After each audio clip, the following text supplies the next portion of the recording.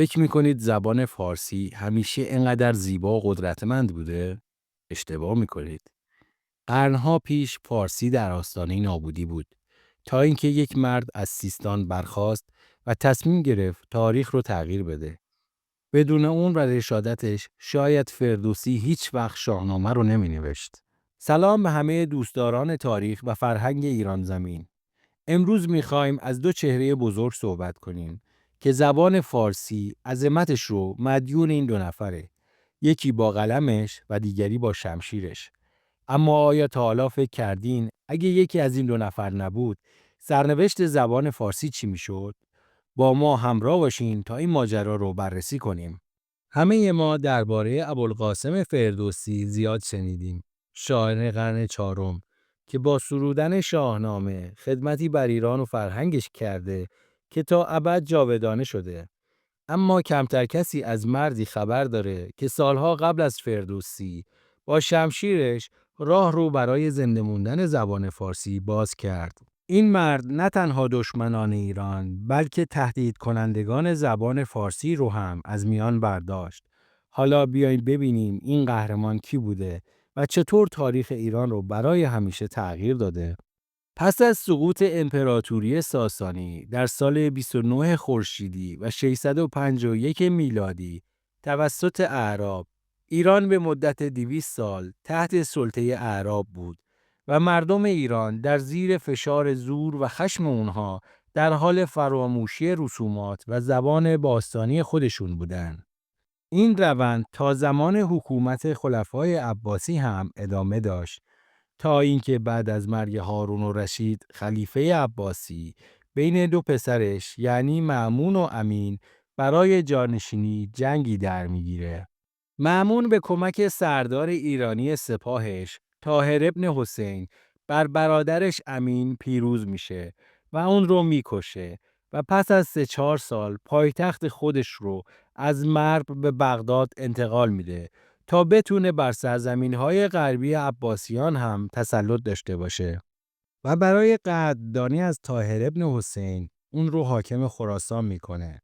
در واقع طاهریان یکی از اولین حکومت‌های ایرانی پس از سقوط ساسانیان بودند، اما هنوز هم تحت نظارت و دستورات خلفای عباسی بودند و در دریافت مالیات و سختگیری بر مردم ایران پیروی از خلفای عباسی رو ادامه میدادند. و در واقع در اون دوران خلفای عباسی نه تنها بر ایران حکومت میکردند بلکه تلاش داشتند فرهنگ و زبان عربی رو بر تمام سرزمین‌های زیر سلطه‌شون تحمیل کنند و زبان فارسی هم کم کم از دربارها و مدارس و مکاتبات رسمی حذف شده بود. تا اینکه در 8 دی ماه سال 218 خورشیدی برابر با سال 840 میلادی در یک خانواده فقیر روستایی در حومه زرنگ سیستان پسری به دنیا آمد که همچون خورشید بر آسمان تاریخ ایران درخشید. رادمان پورماهک. دوران کودکی رادمان با سختی‌های فقر همراه بود، اما همین سختی‌ها روحیه اون رو مصمم و قوی می‌کرد. رادمان در نوجوانی برای کمک به پدرش در تأمین نیازهای خانواده به مسگری پدرش رفت و مشغول کار شد. اما رادمان نمیتونه ظلم و ناعدالتی که در جامعه حاکم بود رو تحمل کنه. و همین خاطر به کمک برادرش عمرو و علی و دوستانشون گروه کوچکی رو ایجاد کرده و به عیاری مشغول شدند. و غنایم به دست اومده از کاروانهای ثروتمندان و حاکمان دست نشانده اعراب رو بین فقرا و نیازمندان تقسیم می‌کردند و از اونجایی که شغل پدرش مسگری بود و در عربی به مسگر صفار می‌گفتند، به یعقوب لیث صفاری معروف شد و کم کم در سراسر سیستان محبوب مردم رنج کشیده شد.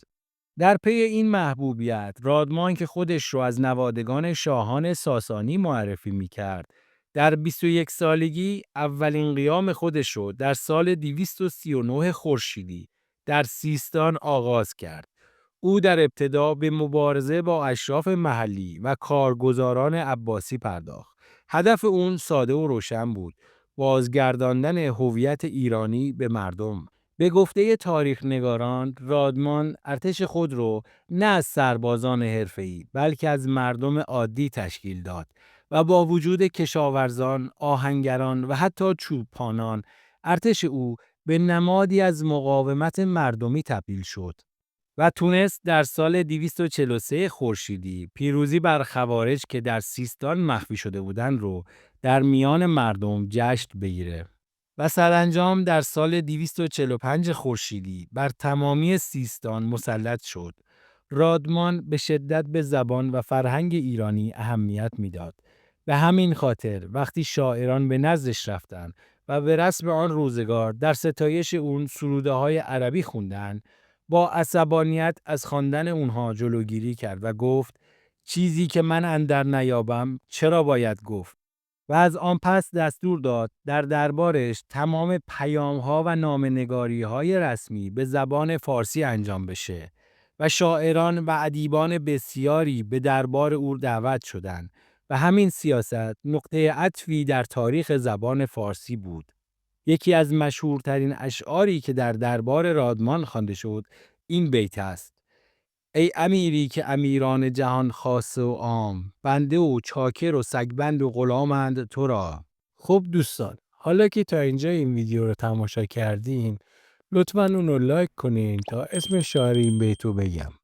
بسیاری از مورخین و ادیبان ایرانی معتقدند که این شعر که توسط محمد ابن وصیف سیستانی دبیر دربار رادمان سروده شده، اولین شعر به زبان فارسیه. پس از این وقایع خلیفه عباسی معتمد نامه‌ای به رادمان نوشت و از او خواست تسلیم شود، اما رادمان در پاسخ به خلیفه چنین گفت: طلا از آن خلیفه و آهن از آن من. و در سال 246 خورشیدی اعلام استقلال کرد و تصمیم گرفت با سلسله طاهریان که حکومتی دست نشانده خلفای عباسی بودند و بر بخش‌های وسیعی از خراسان، مرو و بلخ حکومت می‌کردند، وارد جنگ بشه. اون تونست در ابتدا شهرهای بست و هرات رو تصرف کنه و در سال 251 خورشیدی با شکست محمد ابن طاهر، آخرین حاکم طاهریان، نیشابور پایتخت اونا رو هم به تصرف در بیاره. بدین ترتیب به عنوان بنیانگذار اولین پادشاهی ایرانی پس از حمله اعراب به ایران شناخته شد. زرنگ پایتخت صفاریان اولین حکومت ایرانی بعد از حمله اعراب به ایران شد. اما افسوس که امروز به دلیل بیکفایتی ناصرالدین شاه و جدا شدن افغانستان از ایران برای دیدن این شهر تاریخی باید پاسپورت بگیریم. بعد از فتح نیشابور، رادمان که خودش رو فرمانروای خراسان و سیستان و تمامی قلمرو طاهریان میدونست، از خلیفه عباسی خواست که حکومت اون در خراسان رو به رسمیت بشناسه. اما از اونجایی که معتمد عباسی قبول نکرد، رادمان خلیفه رو تهدید کرد و بعد از تسخیر مجدد فارس که قبلا هم موفق به آن شده بود، از طریق خوزستان عازم فتح بغداد شد تا کار عباسیان رو یکسره کنه. اما در 25 فروردین سال 255 خورشیدی در منطقه دیرالعاقول که در ساحل شرقی رود دجله و 80 کیلومتری بغداد بود، از خلیفه شکست خورد و به اهواز عقب نشینی کرد تا برای حمله دوباره به بغداد آماده بشه. اما در 16 خرداد 258 خورشیدی در جندی شاپور بعد از بیماری کلیوی درگذشت و در همانجا به خاک سپرده شد و برادرش عمرو جانشین اون شد. اما میراث اون فراتر از فتوحات نظامی بود. اون با شجاعت و رهبریش زبان فارسی رو از نابودی نجات داد و راه رو برای شاعران و نویسندگان ایران مثل فردوسی باز کرد. اگر رادمان نبود، شاید شاهنامه هیچ وقت نوشته نمیشد و زبان فارسی امروز اینقدر غنی و قدرتمند نبود. رادمان و فردوسی بزرگ هر دو به گونه‌ای در زنده نگه داشتن هویت ایرانی نقش داشتند. یکی با شمشیرش و دیگری با قلمش. یاد رادمان و فردوسی بزرگ همیشه در تاریخ ایران جاودانه خواهد موند.